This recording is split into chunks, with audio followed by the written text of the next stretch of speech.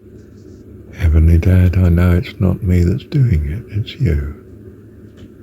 I strain to get things in the right order that's going to be the best blessing, etc. But there's no need. It's not me. Just to work methodically through is fine.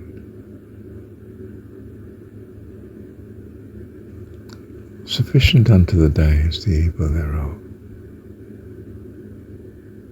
Don't complicate things by rushing in like the child who must do it now.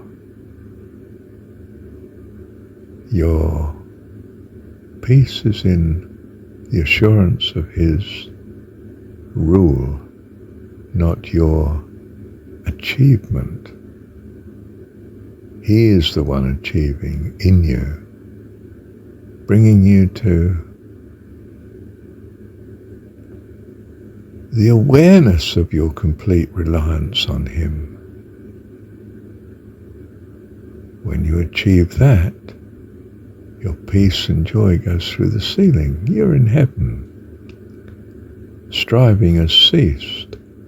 It's not that you've stopped creating.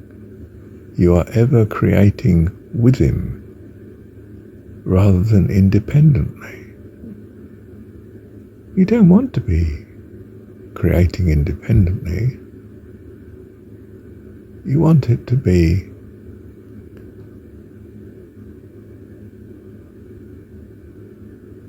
part of His will, part of His oneness, His loveliness, His self. To achieve it alone is no joy.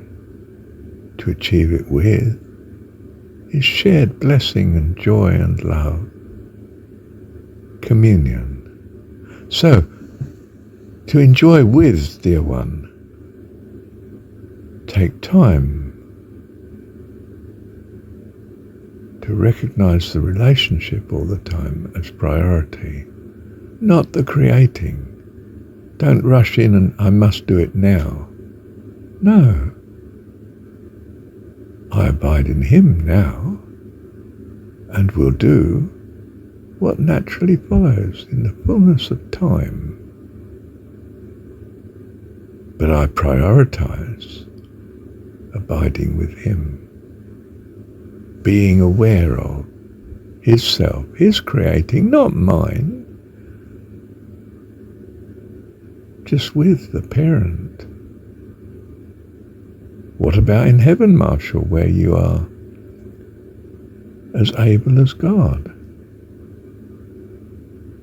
Well, my priority is my thanks to Him, not what I'm creating, not what I think I must be doing other than that. My priority is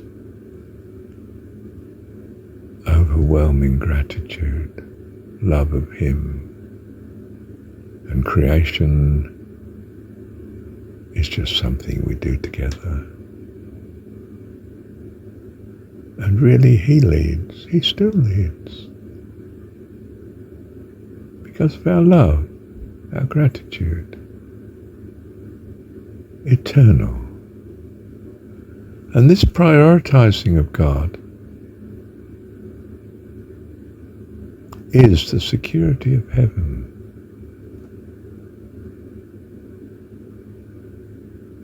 His self, His rule, if you like, the old Hebrew sort of notion of kingship. It's not, I was going to say just our dearest friend, but our dearest friend is everything. And because of that, He has priority. Always, we all give Him priority.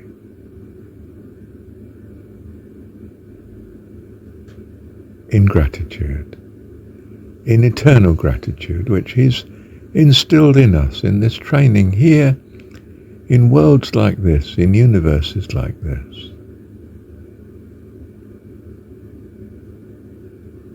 That we may be wonderful, loving family in communion forever with him. Love you, Heavenly Dad. Thank you, Dad. You see, when a couple are getting married, they are engaged first.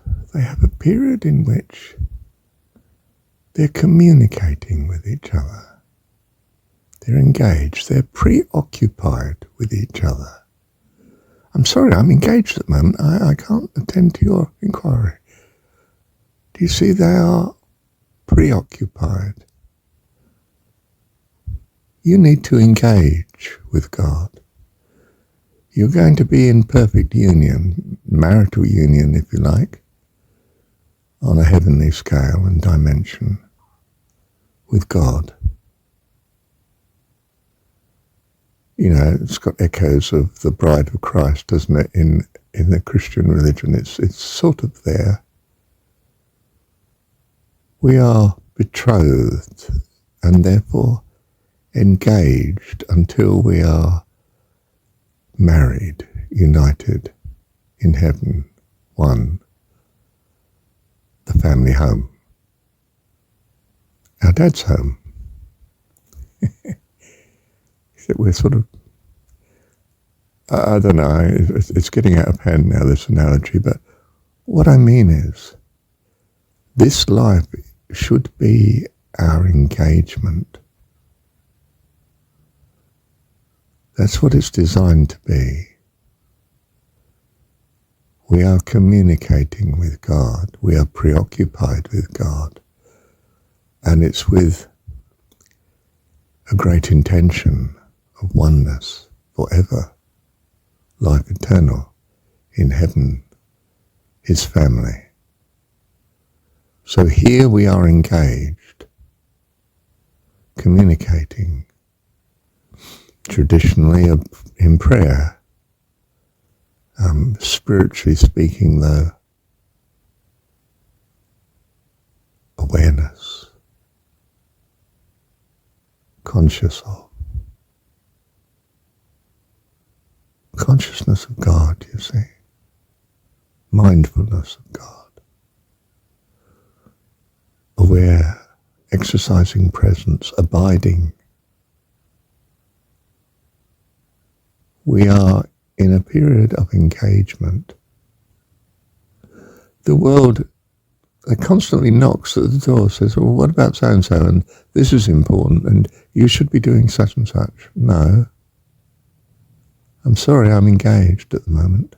I can't attend to your request. In that sense, you see, we're prioritized to abiding. We are engaged with our Heavenly Dad. In heaven we will be united. We are already, but not quite in our consciousness yet, which is why we're engaged. We're learning more about our eternal partner, God. We're learning more about his household, his ways, his values. We're learning, listening, following. We're engaged. I'm sorry.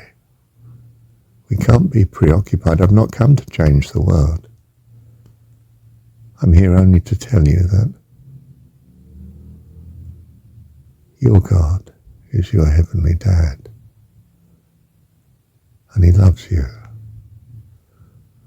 And he personifies all that is truly valid, truly of value to life, fullness of life. Life eternal for all life. But he's the God of the living God, our Heavenly Dad. We are engaged at present. So it was said when you came into in the East, presence of the Guru, you just sat quietly waiting. Because as Paramahansa says of some chap he visited, he was engaged with his Heavenly Father. In meditation there, in awareness, in focus. And therefore Paramahansa didn't want to cut across this, so he just waited. I don't know if he waited a few minutes or a few hours, but he just waited. You don't want to cut across someone who's engaged with God. I do this so often in Pentecostal worship, They just got into worship, they're just in transcendence, and the preacher decides this is a good moment to cut in and give a word. So he stops the worship and cuts across with what he's got in mind. Don't do that in worship, dear one. Let the congregation worship on. They're engaged with our Heavenly Father. This was the purpose of you having the meeting, after all. The worship was not to soften them up so they could hear what you're saying.